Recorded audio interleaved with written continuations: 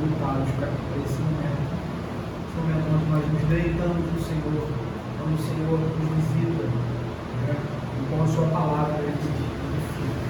É um momento do Senhor que não podemos negligenciar isso. Não podemos negligenciar isso.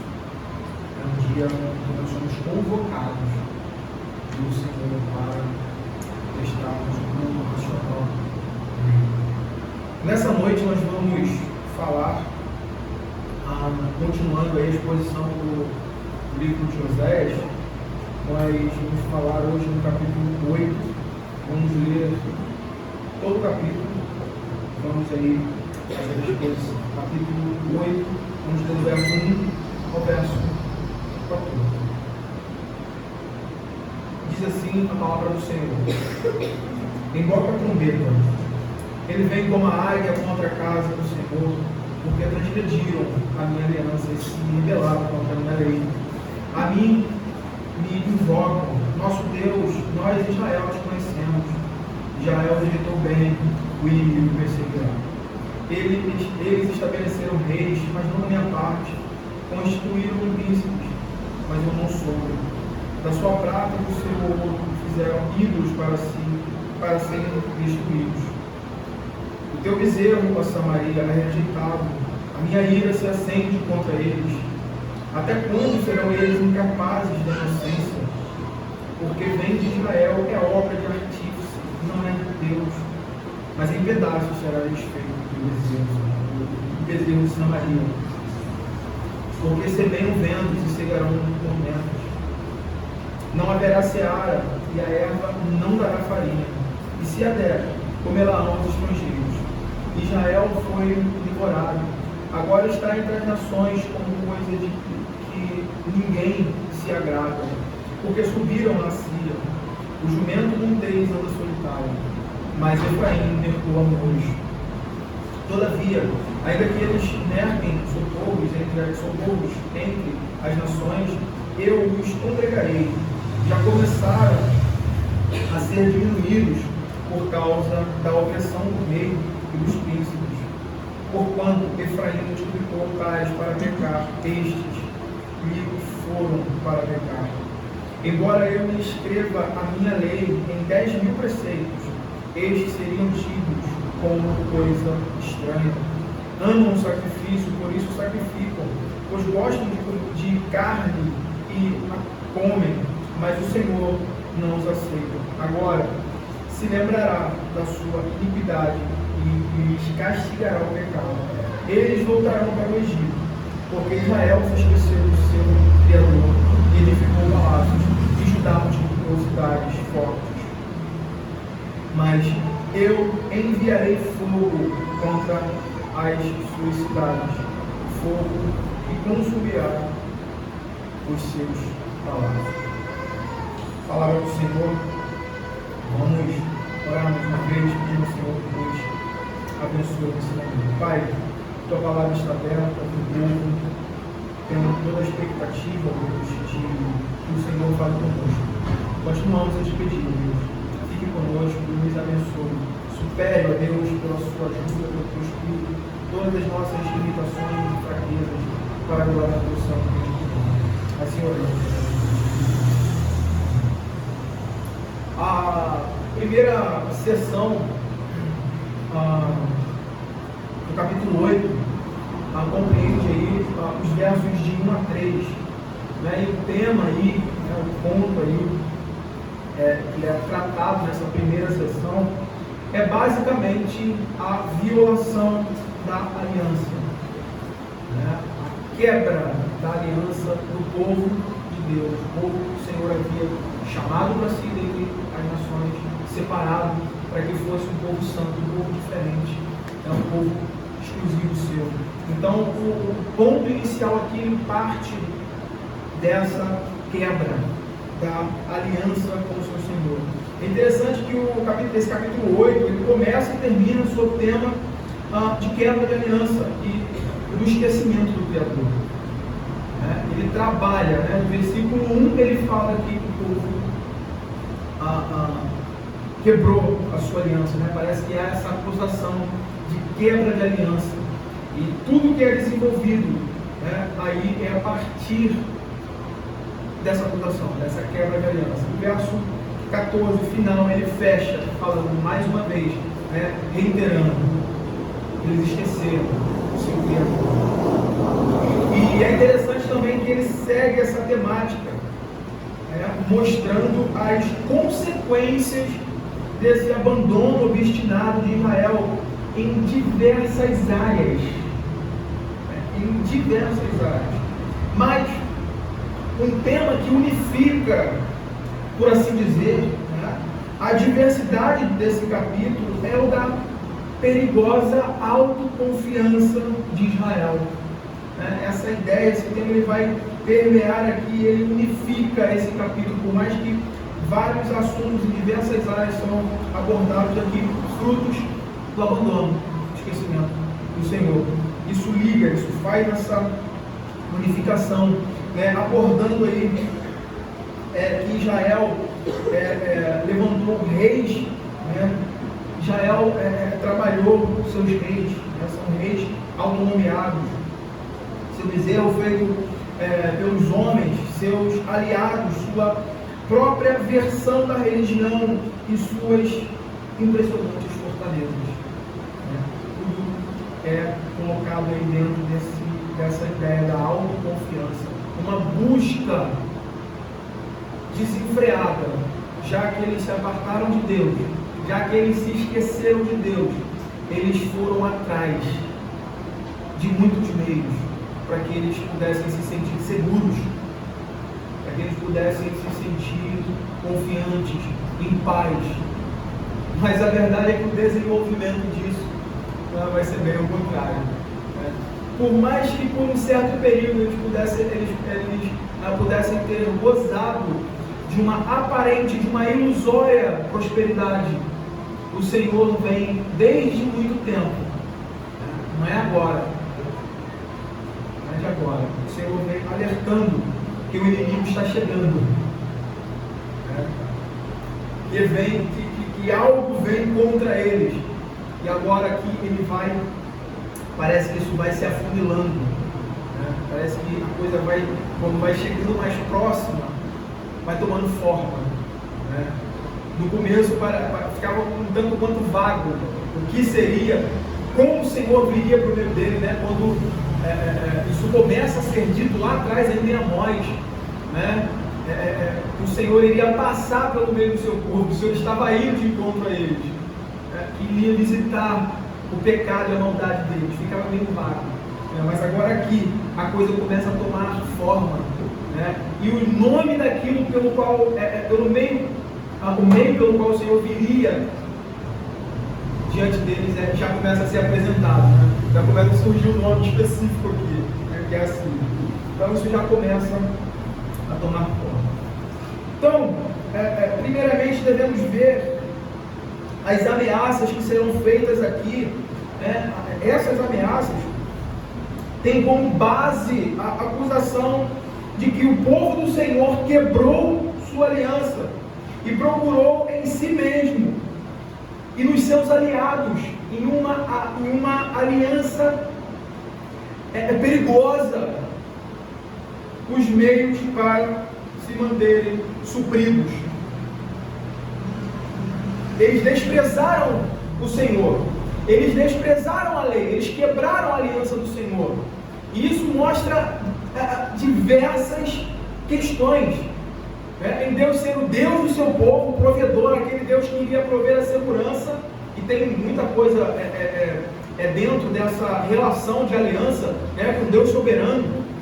Se apresenta para o seu povo, coloca: eu vou ser o seu Deus, vocês serão o meu povo. Tudo aqui está envolvido: a segurança, o sustento, a paz, o conforto, a tranquilidade, envolvida em estar em obediência a essa aliança, ao pacto que o Senhor havia soberanamente estabelecido com o seu povo. Então, uma vez que isso é quebrado, que isso é abandonado, que há esse esquecimento, eles estão sozinhos. Eles estão sozinhos.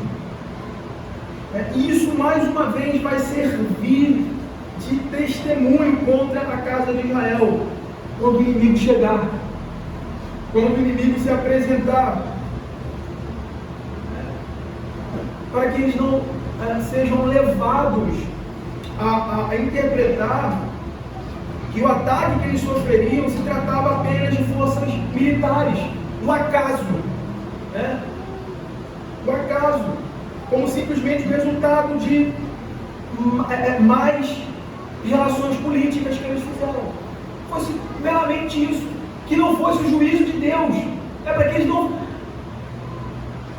chegassem ao ponto de perder o sentido da disciplina que eles receberiam. E o propósito de Deus é: Deus nunca disciplina o seu povo ao léu, sem antes mostrar o porquê daquilo. Então Deus aqui está trazendo isso diante do seu povo para servir como testemunho. Quando isso vier, eles vão saber: o Senhor está aqui. É o Senhor que está operando isso. Porque eu quebrei a aliança. Porque eu abandonei o Senhor. Eles deveriam saber que a situação que enfrentariam estava sob o controle do Senhor do pacto. E Ele havia decretado esses reveses e esses desastres para Israel como juízo sobre o seu desvio. Nós devemos lembrar que, a essa altura, Israel era um povo muito supersticioso. Eles imaginavam muitas coisas, e esse momento poderia ser distorcido por suas superstições idolátricas. O Senhor está deixando muito claro que é Ele. Será Ele que virá e que irá colocar o seu povo sob severa disciplina. E é exatamente isso que nós temos aí no verso 1. Tá? Emboca a trombeta, ele vem como a águia contra a casa do Senhor, porque transgrediram a minha aliança e se rebelaram contra a minha lei. Emboca, a expressão aí, emboca a trombeta, emprega uma metáfora militar, na qual um alarme é soado com o propósito de reunir o exército local por causa de um ataque iminente. E isso aqui não é novo aqui, não é algo que surge aqui. Se nós nos lembrarmos da exposição do capítulo 5, verso 8, nós vamos ver o Senhor já mandando soar o alerta. Qual foi a reação do povo?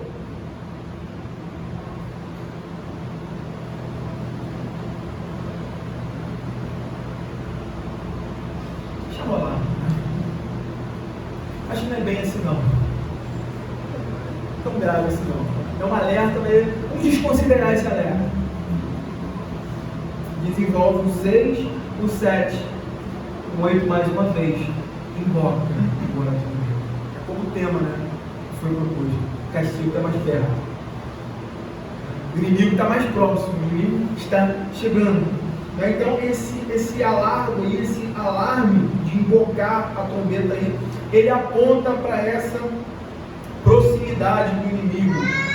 Embora aí, nesse ponto, o inimigo não seja explicitamente nomeado, ele é ameaçadoramente descrito como alguém semelhante a uma águia. Isso é interessante. Há uma águia ou um abutre. O termo ele trabalha, ele dá a margem para isso, o termo hebraico aí. Mas aqui especificamente eu creio que é mais especificamente uma águia mesmo. Seja a ideia intencionada pelo autor bíblico, pois ela era uma figura reconhecida de força e velocidade. E para aqueles que têm uma leitura mais aguçada das Escrituras, isso apontaria para a Síria. Isso apontaria diretamente para a Síria, uma vez que a imagem de cabeça e asas de águia aparece com frequência na arte assíria, do povo assírio, da Síria, como deidades guardiães. Essa figura de águia, ela está estampada, né, dentro dessa nação. E nessa figura aqui, Deus é mais uma vez colocado como aquele que traz isso sobre os filhos desobedientes da aliança. E dentro do contexto das bênçãos e maldições do pacto, isso é importante a gente lembrar, essa imagem alude à descrição das maldições que o Senhor dispensaria sobre os desobedientes. É interessante, né? Como o Senhor vem aqui aguçando a mente deles, o conhecimento deles, aquilo que o Senhor já havia determinado, né? E como o Senhor vem se aproximando com todas essas diretrizes, né? Em Deuteronômio 28, 49, é dito que o Senhor levantará contra ti uma nação de longe, da extremidade da terra virá, como o voo impetuoso da águia, nação cuja língua não estenderás. Aponta diretamente para isso. A ameaça, então, que estava sobre eles, não havia sobre nada. Não era um aviso de tempestade em um dia de sol, céu claro.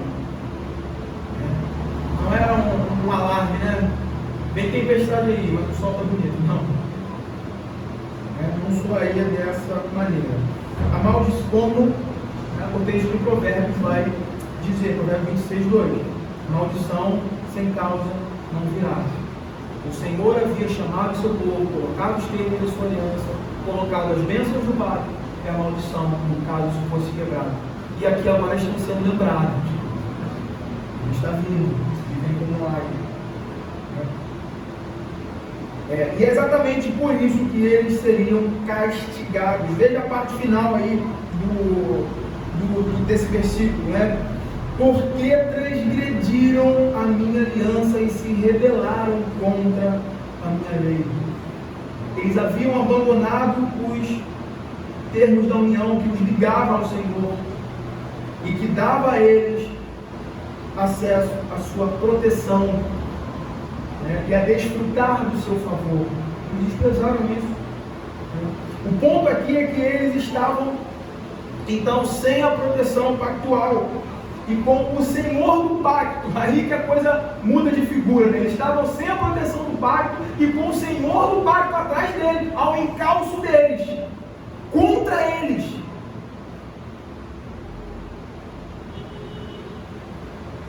E parece que no verso 2, mais uma vez é aludido o orgulho deles, como quem conhece ao Senhor. Mais uma vez parece que eles recorrem a essa ideia superficial, da religião superficial que eles estavam vivendo e desenvolvendo diante da face do Senhor. Como também é dito e desenvolvido no capítulo 5, verso 4. A ideia aqui é que eles se apegavam ao fato de que Deus havia feito uma aliança com eles, independentemente da sua forma de vida, da sua conduta, né, do seu procedimento, daquilo que eles fizessem. Deus não os castigaria de forma severa. É aquilo que anteriormente, né, dentro do livro de Amós, os teólogos tratam da teologia do Reino do Norte, uma teologia que não importa o que você faça, como você viva dentro da comunidade do pacto. Nós somos o povo do pacto. Não. Está tudo bem. A verdade é que não estava tudo bem. Não estava tudo bem. O Senhor havia rejeitado o culto deles. O Senhor havia rejeitado o seu estilo de vida. E o Senhor estava afirmando recorrentemente: vocês serão punidos, vocês serão castigados. Então no verso 2 é colocado mais uma vez essa teologia distorcida, uma teologia teórica, mas sem prática, sem uma vida prática que glorifique a Deus. que honre a Deus. A mim me invocam, nosso Deus, nós Israel, ó Deus, nós Israel te conhecemos.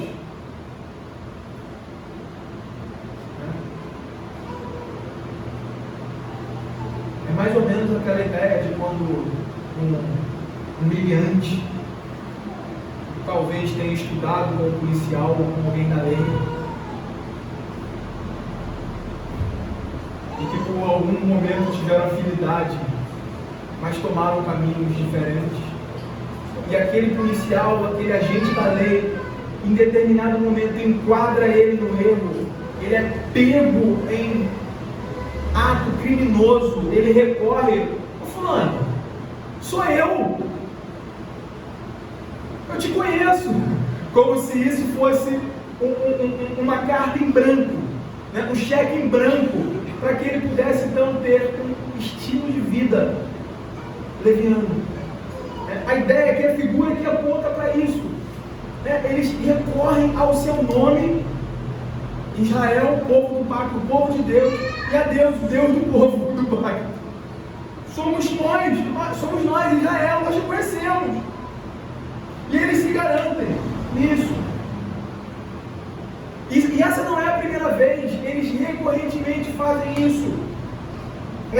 Se garantindo em sua nacionalidade, em seu nome, como se isso pudesse salvá-los e livrá-los das maldições da quebra do pacto.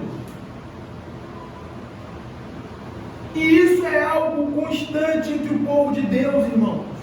Abra João 8:33.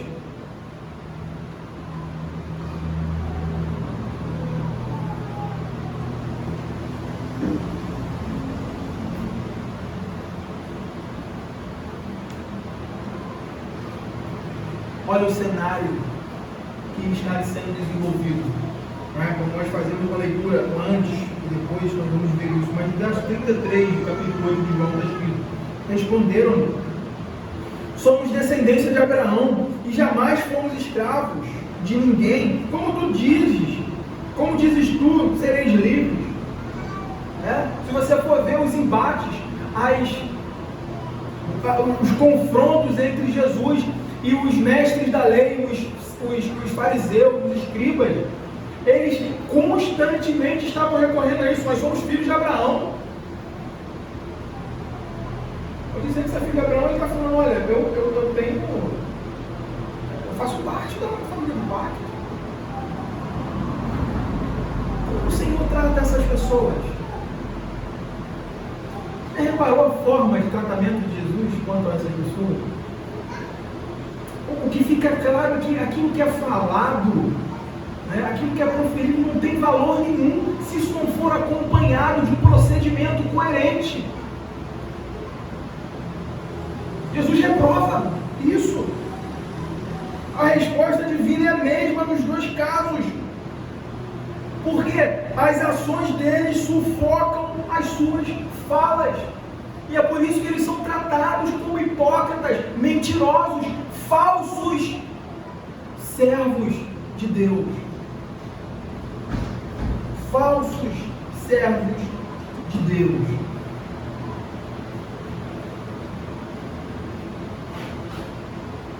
E o ponto que nós não podemos deixar de linkar aqui é exatamente esse.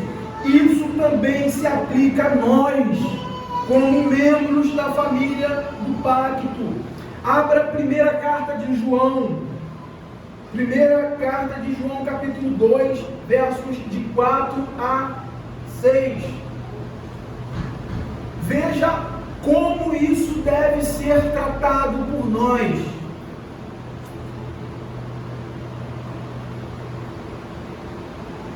Porque às vezes é muito fácil, isso a gente vai tratar na nossa aplicação, mas às vezes é muito fácil nós nos colocarmos aqui diante do contexto de Israel, do pecado de Israel, da igreja do Antigo Testamento, e julgarmos como se nós estivéssemos na cadeira de Moisés.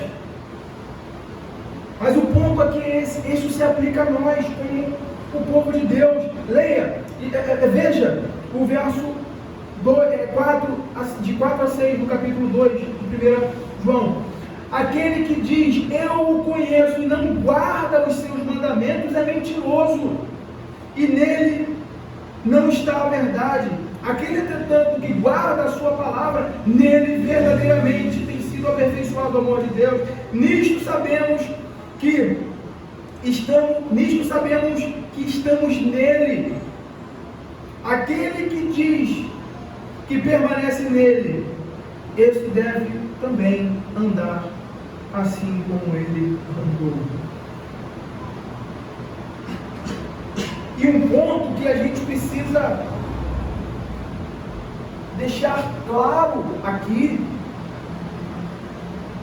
dentro desse contexto de conhecimento de Deus, de se valer dessas realidades, é que o conhecimento dentro do contexto bíblico relacionado a Deus e o seu povo não se resume, não se restringe apenas a um conhecimento cognitivo de ter informações. Nós não podemos nos assegurar nisso. Nós não podemos nos valer disso. Quando se trata dessa realidade do conhecimento de Deus, essa compreensão vai além. Isso deve se expressar em uma afeição amorosa e obediente que busca a honra de Deus, a quem Ele ama. E isso não fica nas palavras. E isso não fica em meras palavras. O problema está justamente aqui. Até os ímpios têm conhecimento de Deus. Então não tem do que você e eu nos orgulhar e falar, Senhor, eu te conheço. Você pode ter a Bíblia decorada. Você pode ter um aglomerado de informações teológicas, de doutrina. Você pode saber a sistemática do início ao fim, e propriamente dita a escatologia. Você pode ser um mestre da lei. Satanás conhece mais que você.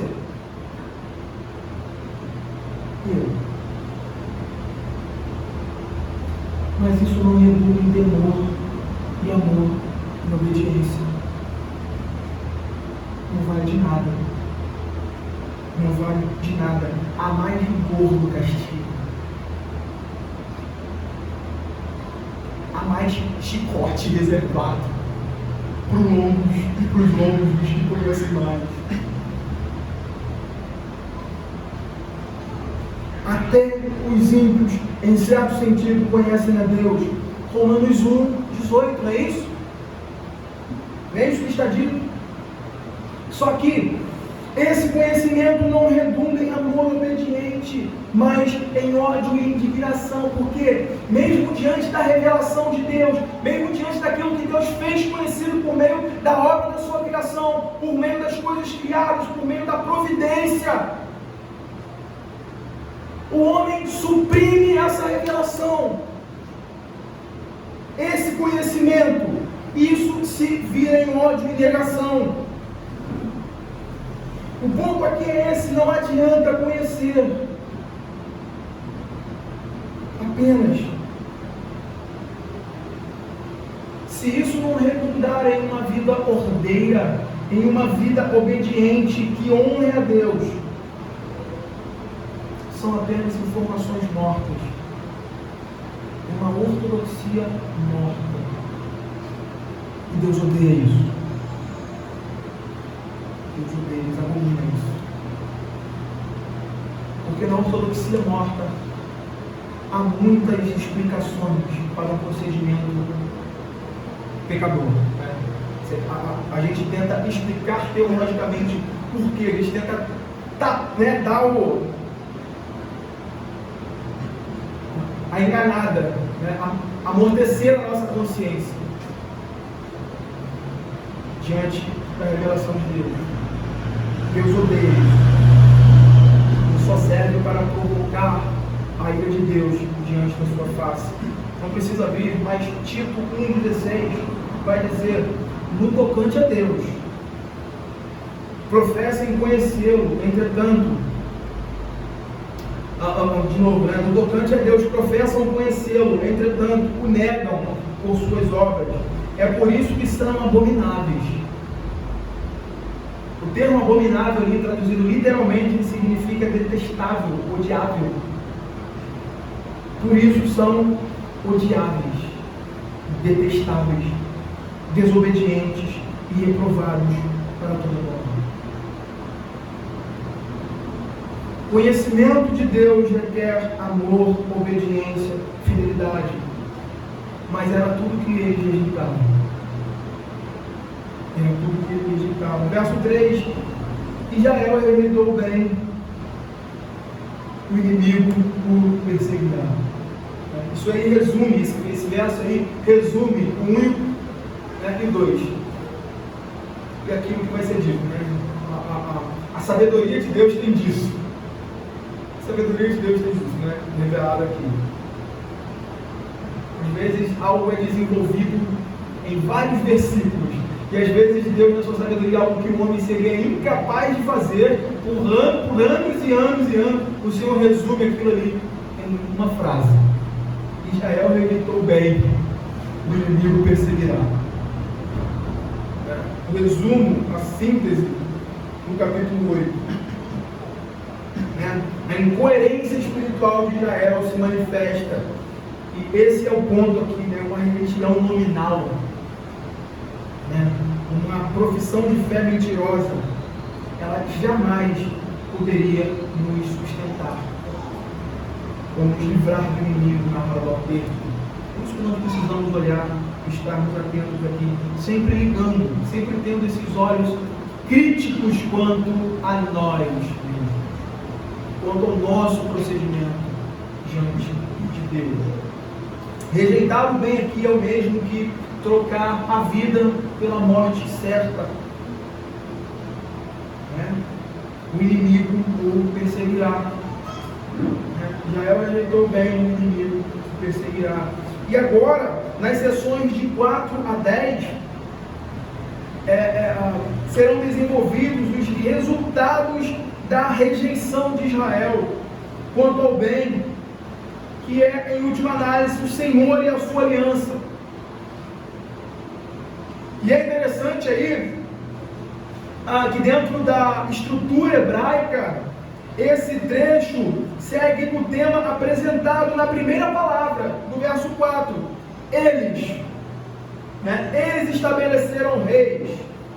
E o hebraico torna o eles aí enfático neste ponto. E tudo que vem a seguir tem este modelo de construção. Eles fizeram isso, mas não da minha parte. Eles, mas não eu. Eles fizeram assim, mas sem a minha aprovação.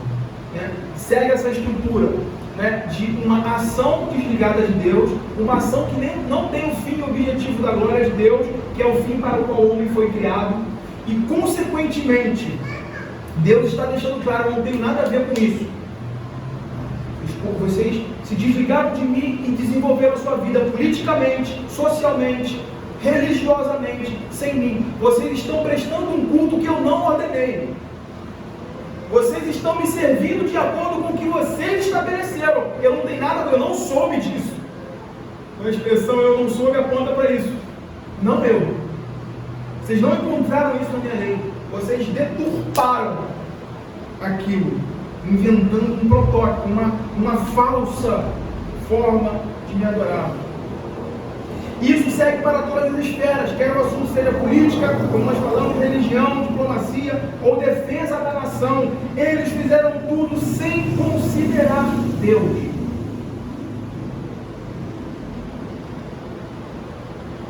Só um parênteses aqui. Às vezes nós, como seres humanos, fracos, pecadores, caídos, quando nós nos empenhamos em fazer algo para alguém que nós amamos, nós amamos, e parece que aquela pessoa abre mão de todo o nosso amor, de todo o nosso zelo em cuidar e proteger dela, e proteger a vida dela, em dar e fazer o bem para ela. Quando às vezes isso acontece com a gente, como nós nos sentimos? Pecadores, uma justiça manchada. Né? Você imagina um Deus santo. Acho que a nossa capacidade limitada, finita, manchada do pecado, não consegue alcançar como isso é ofensivo à natureza santa de Deus. Né? O seu povo rejeitar tudo que ele estabeleceu, para que eles pudessem criar, imprimir uma nova religião, uma nova forma de conduzir a sua vida diante de Deus. Um estilo de vida pagão. Um estilo de vida pagão. Ponto aqui que os líderes que Israel constituiu não contavam com a aprovação do Senhor. E por isso essa expressão está aí no final da primeira parte do verso 4. Verso 4, eu não os conheço. Deixa claro que eles estavam agindo por sua própria iniciativa. Eles estavam agindo por sua própria iniciativa. O segundo alvo da acusação são os ídolos que abundavam no culto.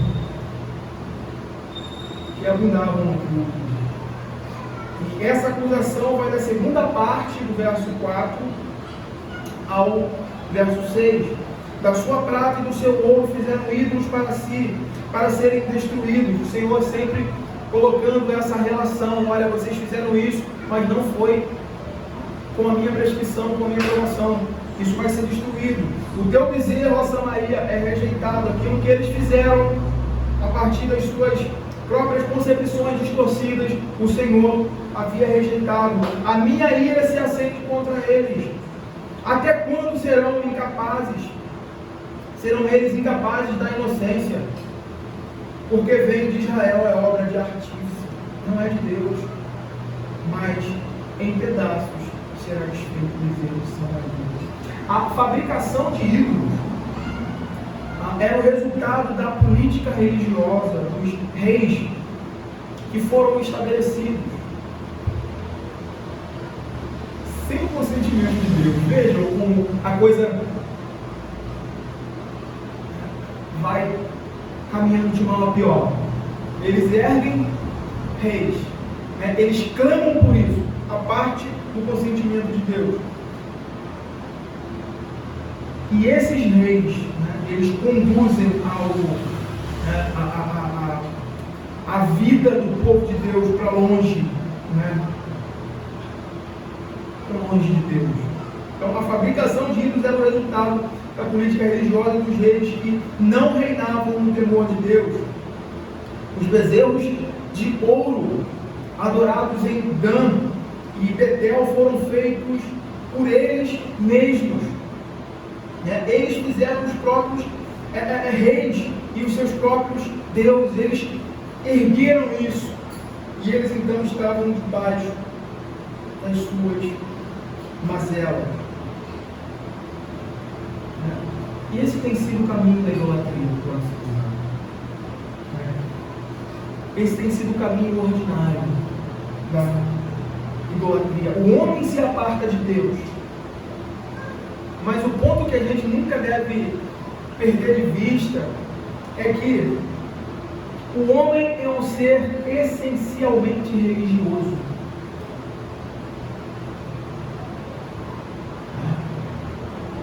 O homem foi criado por Deus, para a glória de Deus. O que acontece na queda é uma troca, né, daquilo que é Deus por aquilo que não é Deus. Os impulsos religiosos do homem não é removido dele. Esses impulsos eles são movidos a tudo que não é Deus agora, né? O homem é um ser essencialmente religioso. Ele não pode viver sem se curvar e adorar. E a loucura, né? Na loucura do coração degenerado, o homem cria seus próprios ídolos, né? Deuses que sejam conforme a sua preferência, a fim deles poderem dominar sobre o seu Deus, a fim deles governarem os seus próprios deuses e não serem governados por eles, não serem guiados e delimitados por ele. A raiz, o foco, o ponto central da queda é exatamente essa, uma ruptura dessa sujeição e submissão a Deus. Aquilo que Deus determina, aquilo que Deus coloca, para que o homem então possa ditar o que é bom, o que é mal, aquilo que ele quer que seja a vida dele, a parte de Deus. Quando Deus diz, não coma, toda a sabedoria eterna de Deus, a bondade, o amor, todos os seus atributos estão ali envolvidos nessa fala de Deus para o bem do homem. A serpente vem, de forma bem astuta e coloca uma questão ali. É assim? É assim mesmo? Calvino vai dizer que Satanás, ele sugere ao homem que Deus não é tão bom quanto eles pensam que é. Que Deus, na verdade, tem medo de perder o seu lugar, por isso Deus privou eles. Isso é maldade. Então o caminho é exatamente esse. É um caminho de loucura. Nessa tentativa de autonomia, de não ser guiado e governado por Deus. Então cria-se naturalmente um coração religiosamente inclinado ao mal. Deus foi tirado. Se coloca várias outras coisas, deuses falsos, no caso são ídolos aqui tratados, para que o homem possa então estar diante, para que a sua consciência, que foi criada segundo a imagem e semelhança de Deus, possa estar cauterizada ou, no mínimo, ali, amortecida, de estar curvada diante de algum Deus. Esse é o ponto. A atitude de Israel expressa a sua insolente rejeição a Deus, aquilo que Deus estabeleceu. Vocês não terão imagens, vocês não podem criar nada que seja semelhante àquilo, nada. É uma violação explícita, clara, aberta, insolente, aquilo que é dito lá em Êxodo.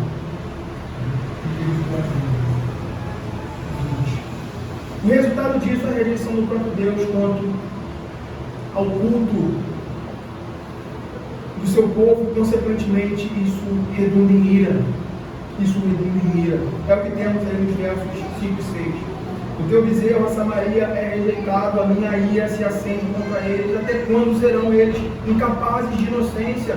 Porque vem de Israel é obra de artífice, não é Deus, mas em pedaços será desfeito o bezerro de Samaria. E parece que aqui, entre os versos 3 e 5, parece haver um elo, vigoroso entre as palavras. Rejeitou, ligado à atitude de Israel, e rejeitado, relacionado à ação do Senhor, como consequência de Israel ter quebrado a aliança. Parece que há esse elo, esse vínculo aí vigoroso dessas palavras. E alguns comentaristas eles vão tratar isso como um apelo gracioso, que surge no meio da santa ira de Deus contra o pecado do seu povo, como se o Senhor estivesse dizendo: rejeita o teu bezerro, rejeita o teu ídolo.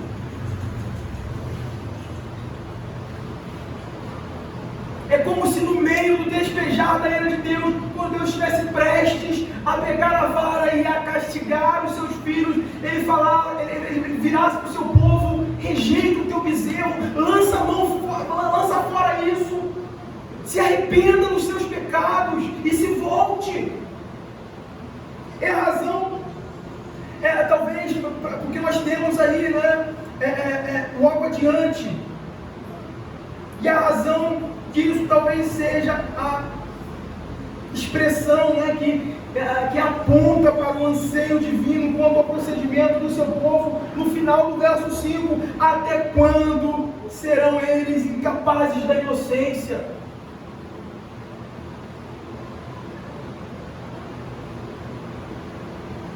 Até quando? Mas o verso 6 deixa claro que Israel se aprofundou de tal forma, se endureceu de tal maneira no seu pecado, que eles não voltariam ao Senhor, a menos que o Senhor tratasse com o castigo da punição dos seus pecados. Verso 6 deixa claro que o que vem de Israel não é agradável a Deus. Eles não se arrependem, eles não se voltam. Mais e mais eles se afundam na idolatria e no pecado. Mas o Senhor deixa claro que isso será destruído, isso será julgado no meio deles. Nos versos de 7 a 10, nós vemos aqui a lei, né? Uma lei clara. A gente estava até conversando ali, eu falei que a gente estava dando spoiler do sermão, né? Aqui nós vemos uma clara lei do Senhor que às vezes nós nos esquecemos, né? Às vezes nós vamos conduzindo a nossa vida, abrimos uma concessão para o pecado aqui, quebramos a lei do Senhor, negligenciamos o seu evangelho, negligenciamos o dia do Senhor, os meios de graça, e achamos que está tudo bem, está tudo certo, não pega nada, como dizem, né? Não pega nada. Aqui nós vemos a justa retribuição das más obras de Israel, os frutos de sua rejeição a Deus, sua idolatria e sua inconsistência de vida. Os versos 7 a 10. O que Oséias sintetiza aqui é exatamente isso. Ele sintetiza esse princípio invariável. Quem semeia ventos cegará tormenta. Sempre que você e eu, sempre que nós estivermos prontos a fazer aquilo que nós sabemos que é contrário à lei do Senhor, lembre-se disso aqui, para que no dia em que nós estivermos sendo disciplinados pelo Senhor, nós não venhamos a colocar desculpinhas. Quem semeia ventos cegará tormentos. As leis, Deus estabeleceu as leis, tanto as leis físicas quanto a lei moral. Né? E a gente sabe que se, como o Vitinho tinha falado, né, o Vitinho tinha falado pela manhã, se a gente chegar num prédio de 10 andares e pular dali, automaticamente a lei da gravidade vai entrar em cena. Você vai se espatifar lá embaixo. Né? É óbvio isso. E quanto a isso, nós temos um temor, né?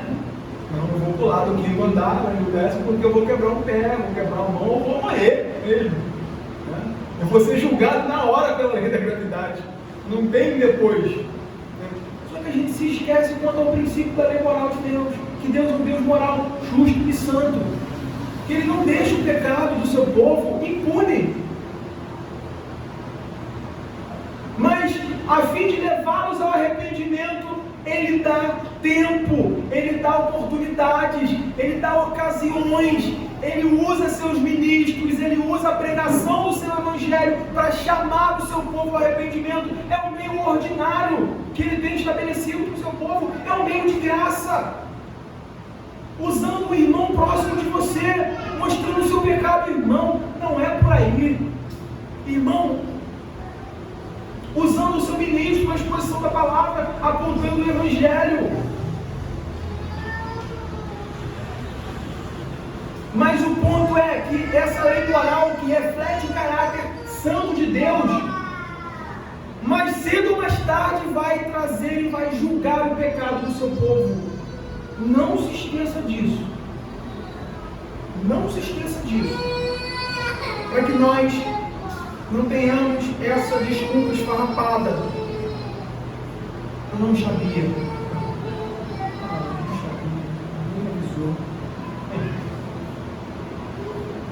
O apóstolo Paulo é categórico em afirmar: não vos enganeis, de Deus não se zomba, pois aquilo que o homem semear, isso também se fará. É uma regra invariável da vida. É uma regra invariável, porque o que semeia para a sua própria carne, da carne colherá corrupção. Mas o que semeia para o Espírito, do Espírito colherá vida eterna. E o ponto ali dessa ideia, quem semeia vento semeia tormento, você vê a amplitude disso, que é algo que ele semeou um vento, o que ele colhe é algo de uma proporção ainda maior, em uma medida dobrada, redobrada, triplicada. É algo severo que traz a gravidade do mal e do pecado à voga diante dos olhos do povo de Deus. Isso vai revelar o quê? O caráter absoluto e santo de Deus.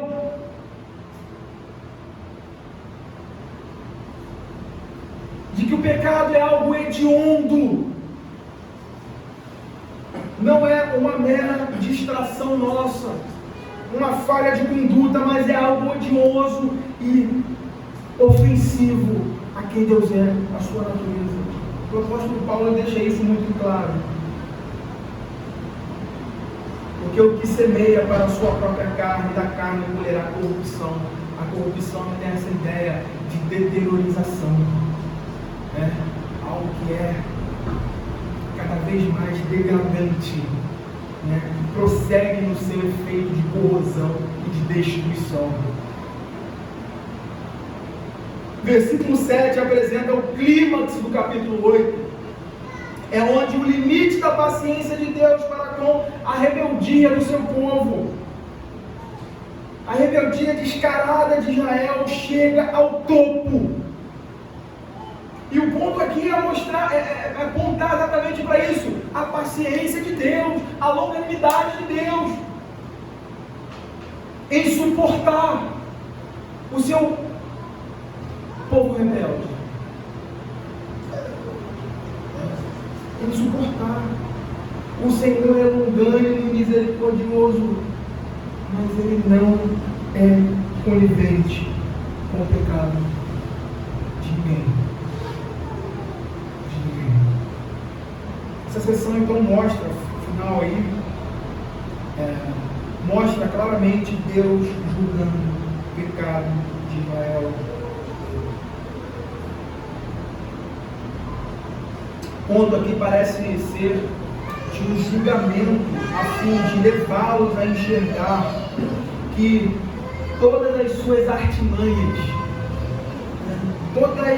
todas as suas engenhosidades que eles tiveram em levantar reis, para que eles pudessem se sentir seguros, para que eles pudessem manobrar os seus reis, para fazer aquilo que eles queriam e agradassem mais a eles, né? Em criar relações políticas com nações pagãs, desprezando o cuidado de Deus para eles se sentirem seguros.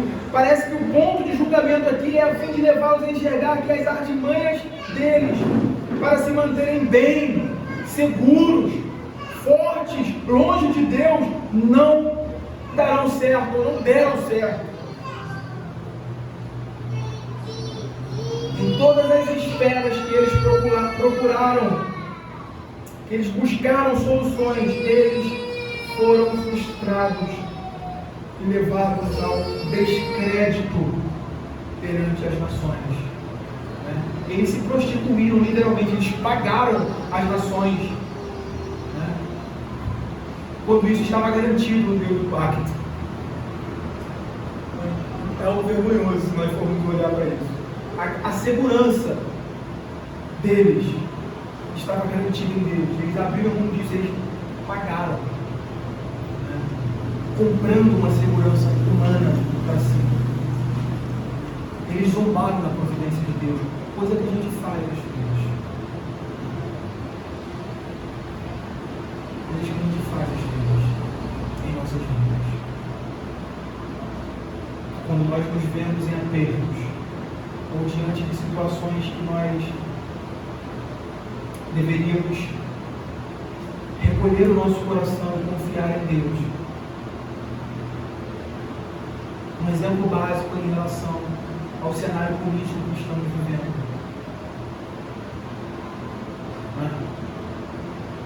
Quando deveríamos reclinar e saber que o Senhor cuidará dos seus. O Senhor dará sustento e conforto ao seu povo. Consolo ao seu povo. Nós nos desesperamos. Incredulidade.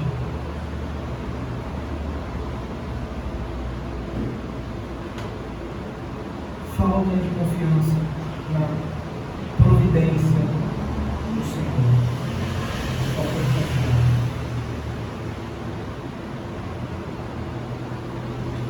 E os arranjos aí, né, de palavras no hebraico aqui apontam recorrentemente para essa realidade, né, como decorrente do abandono de Deus. Isso está sempre em voga aqui, está sempre trazendo dentro desse jogo hebraico, né, de palavras, né, mostrando e aludindo a essa rejeição, a esse abandono deles ao Senhor. A expressão jumento cortês aí que nós temos, né, é um trocadilho que compara Efraim, e aí, né, Efraim como sinônimo de Israel, falando de Israel, como um jumento selvagem, né? Jumento cortês é exatamente isso, um animal selvagem, um jumento selvagem, né? Por rejeitar obstinadamente a companhia do Senhor para andar sozinho. A ideia aí é essa, né? Quando ele vai construindo a fala aí, né? O profeta ele vai trazendo a revelação do Senhor. Ele fala, parece ser uma frase fora de contexto, né? Um jumento cortês. Deixa eu abrir aqui novamente.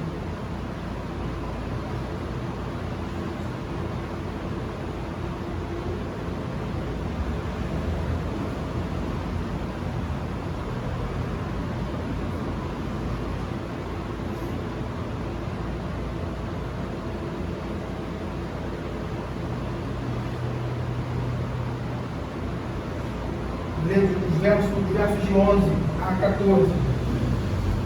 Porquanto Efraim multiplicou altares para pecar, estes lhe foram para pecar. Embora eu lhe escreva a minha lei em 10.000 preceitos, esses seriam tidos como coisa estranha.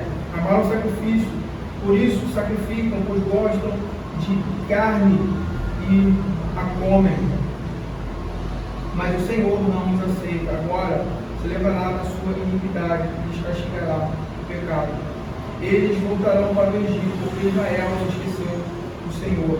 Eu li depois, não li a parte do jumento cortês, que está aí, verso 9, né? O jumento cortês anda solitário. Me parece que só está deslocado, né? Fora do contexto do que está sendo falado antes e depois. Né? Mas o ponto aí é basicamente esse.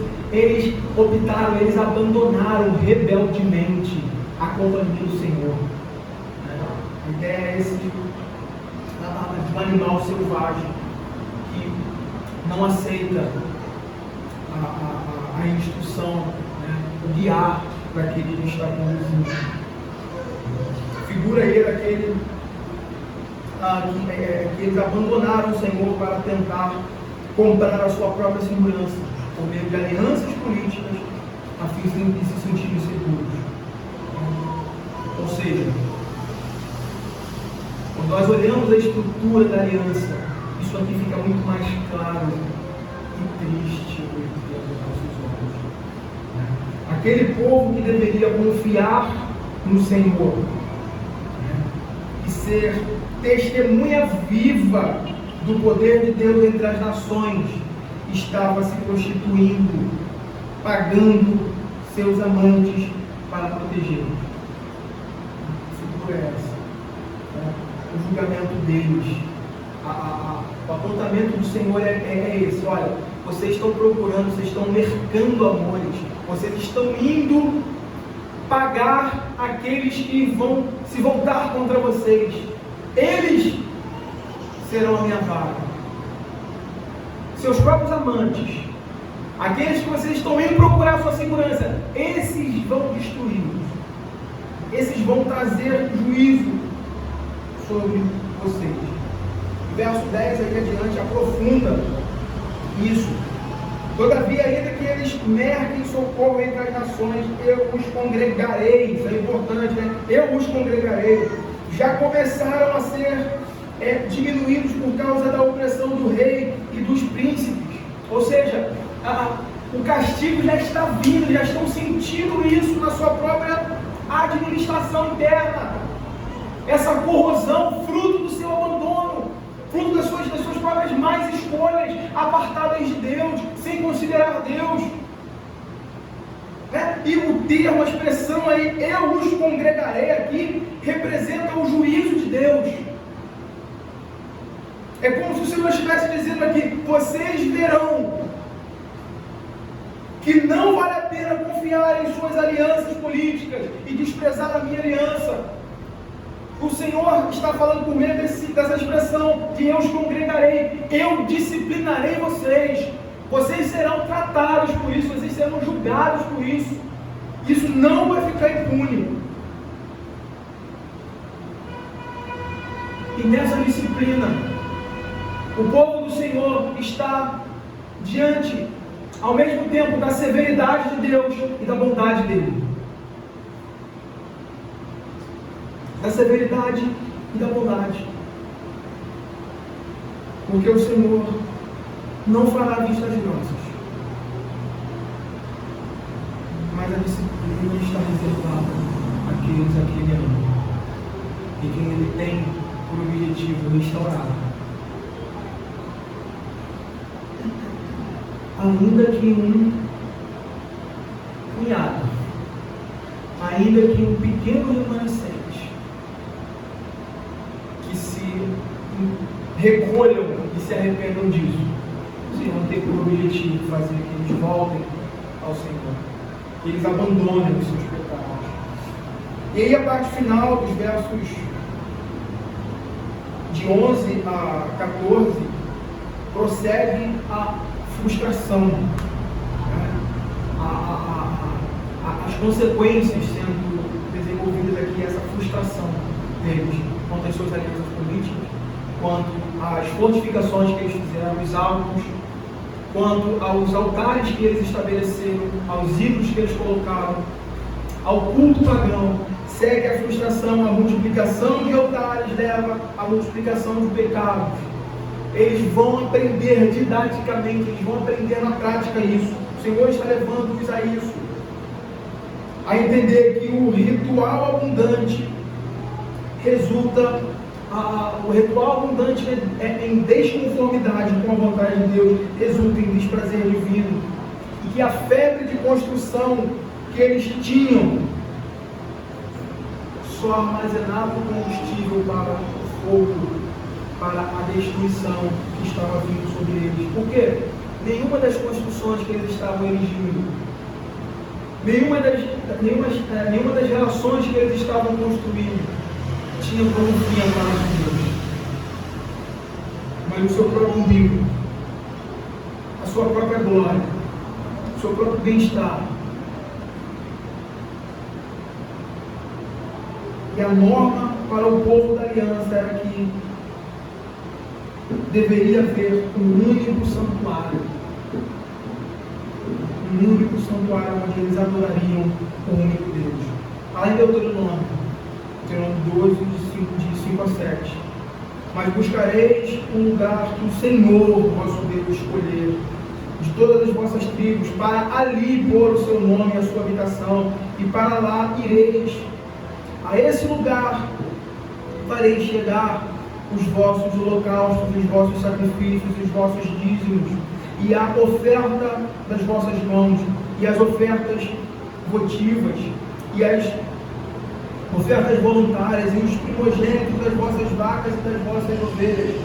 Lá comereis perante o Senhor vosso Deus, e vos alegrareis, em tudo o que fizerdes, vós e as vossas casas,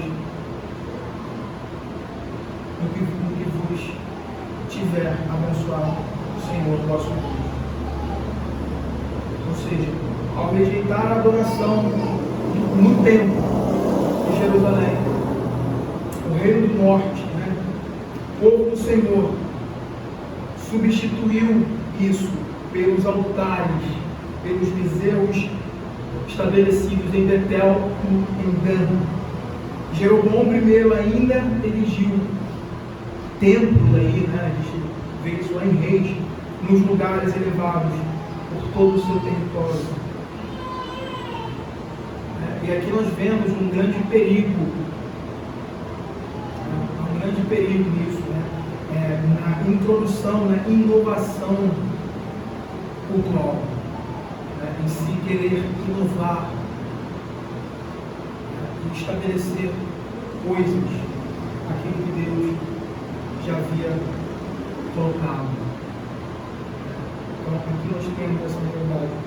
No verso 12 há um elemento aí de hipérbole, uma declaração que serve para enfatizar. Verso 12,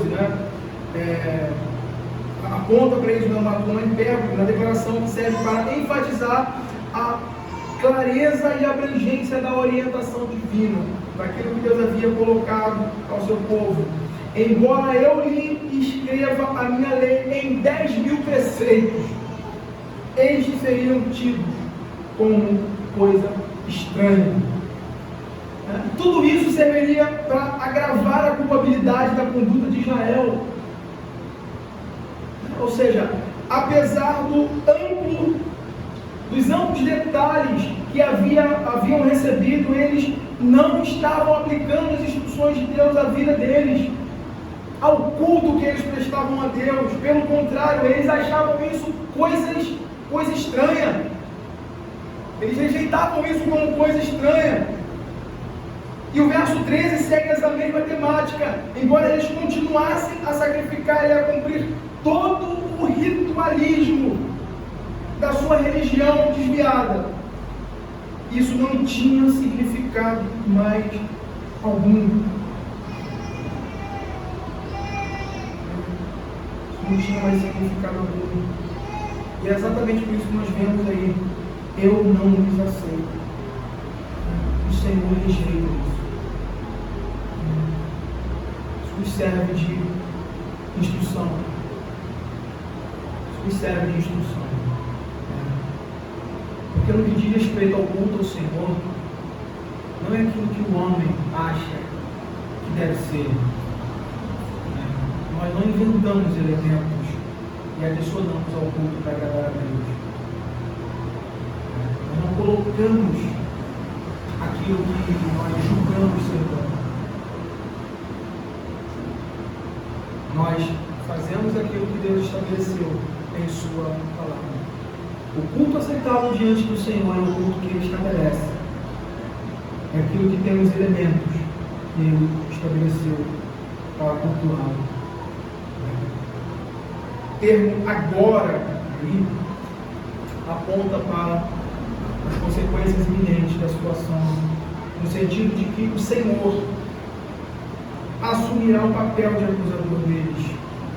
E lembrar, lembrar mostra o Senhor ativamente avaliando a conduta e as atitudes deles, com o objetivo de tomar as devidas medidas apropriadas.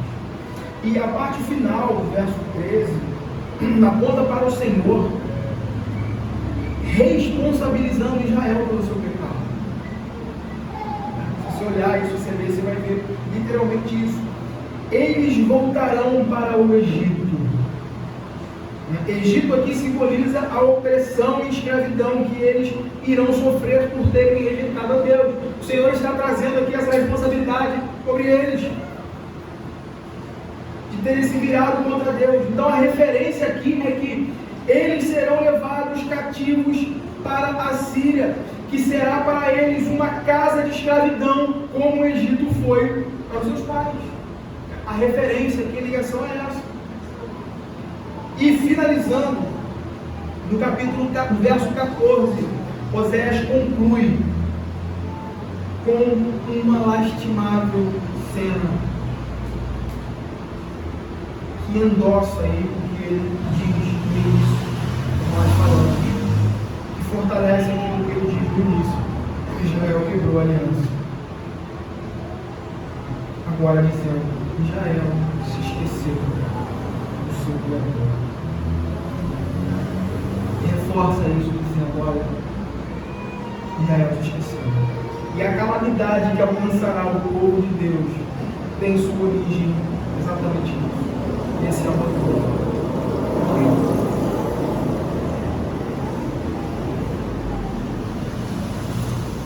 As duas ameaças anteriores proferidas a Israel encontram aí o seu sentido e explicação no último versículo que fecha essa sessão. Tudo isso sobrevirá e entra a explicação por que Israel se esqueceu. Eu queria concluir, irmãos, trazendo aqui algumas aplicações e, na verdade, dois pontos aqui importantes que nós precisamos observar quanto ao nosso viver cristão, como isso se aplica, como nós devemos olhar para essa exposição em Oséias, capítulo 8, que nós acabamos de fazer.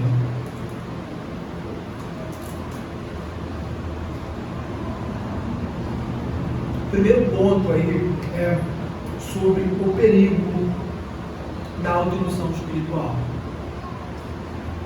Tá? É o perigo da autoilusão espiritual. É muito fácil nós lermos esse texto e acusarmos Israel de muitas coisas. Acusarmos Israel. Mas o ponto aqui é que nós frequentemente agimos como Israel. Nos firmamos no fato de que somos cristãos e participamos do corpo de Cristo. Mas a pergunta aqui é: o quanto isso afeta a nossa vida? O que de fato isso significa para mim e para você? Significa apenas um emblema? Significa apenas uma ilustração?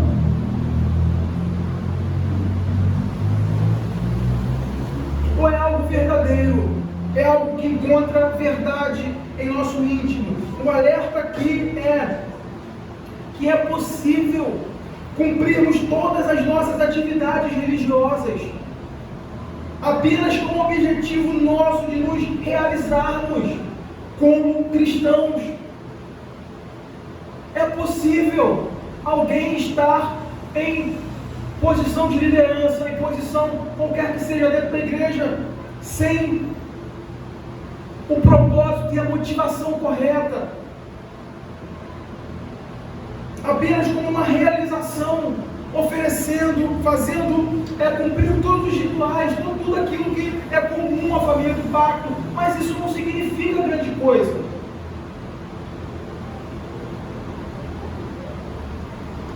Às vezes o objetivo está meramente em sermos reconhecidos pela nossa performance. Isso é orgulho, isso é vaidade, isso é arrogância diante de Deus. Cristo não é glorificado nisso. Quando nós olhamos e entendemos essa relação, nós vamos ver que o objetivo da aliança e das cerimônias estabelecidas por Deus era que o seu povo estivesse sujeito a Cristo, que é o Cristo que haveria de vir. Porque tudo na antiga aliança, tudo no Antigo Testamento aponta para aquele que viria, ele prefigura isso. A quebra da aliança, então, é um ponto que distorce todo o significado da vida do povo de Deus. E isso leva o seu povo a viver uma vida ilusoriamente religiosa, um cristianismo religioso, mas sem ver o meu significado. Um coração distante de Deus. O ponto aqui é que professar conhecer a Deus, mas negá-lo com as nossas ações, irá nos marcar como pessoas detestáveis diante do Senhor.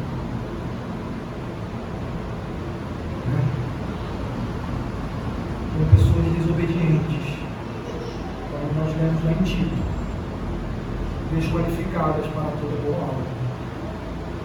O segundo ponto que eu queria falar e concluir é que só podemos agradar a Deus em nossa vida, em nosso culto, se estes estiverem em conformidade com a sua vontade, com a sua palavra, com aquilo que é estabelecido por Deus. Deus sempre rejeitou qualquer forma, né? Isso só grande na nossa vida, né? E o nosso culto que é prestado a Deus. Nossa vida é isso, né?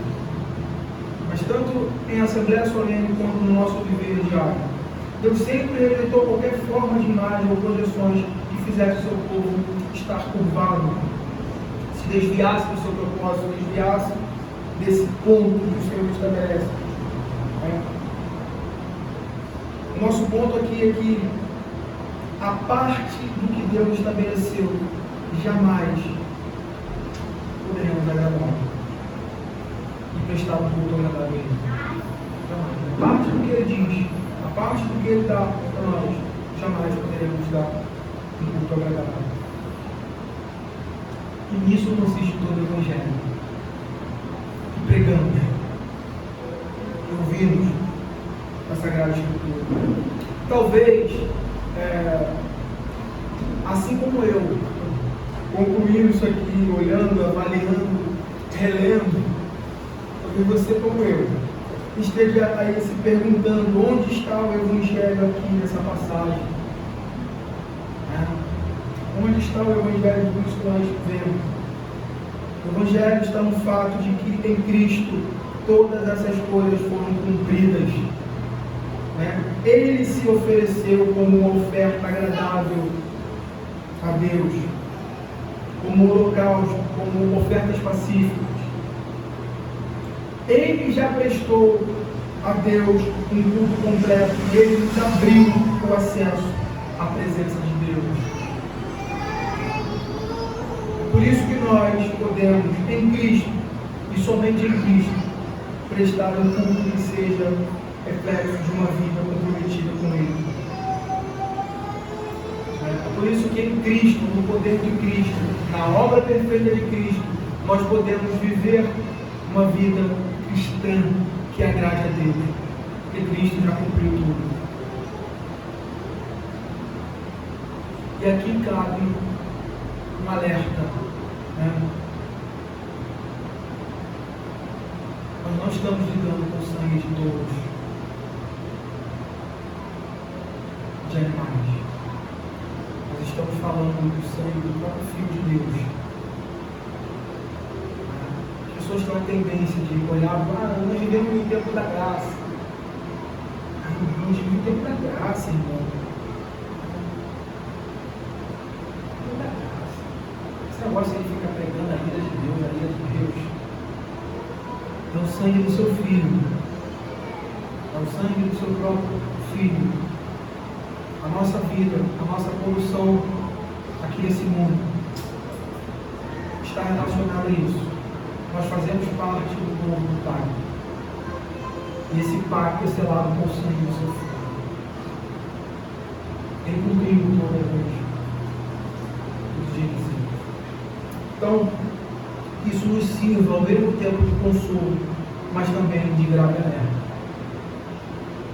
É que nós não nos conduzamos nesse mundo, nós não levemos as nossas vidas aqui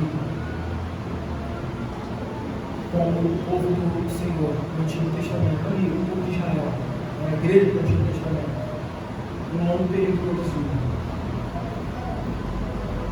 Nosso Deus, Ele fosse amortecer a sua ira, o simples fato de que nós somos seus filhos.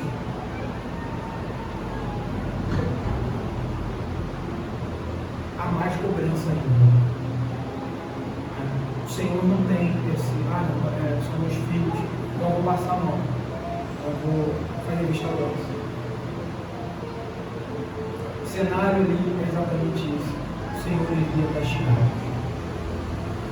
Que nós possamos olhar para a obra de Cristo e encontrarmos exatamente esse ponto do nosso viver cristão. Uma vida santa, que honra, que Deus graciosamente é a vontade. Que Deus nos abençoe, irmãos. Vamos orar nesse momento. E orar. Feche seus olhos, cubra suas cabeças. Santo Deus, nós nos achegamos a Ti, Pai, com o nosso coração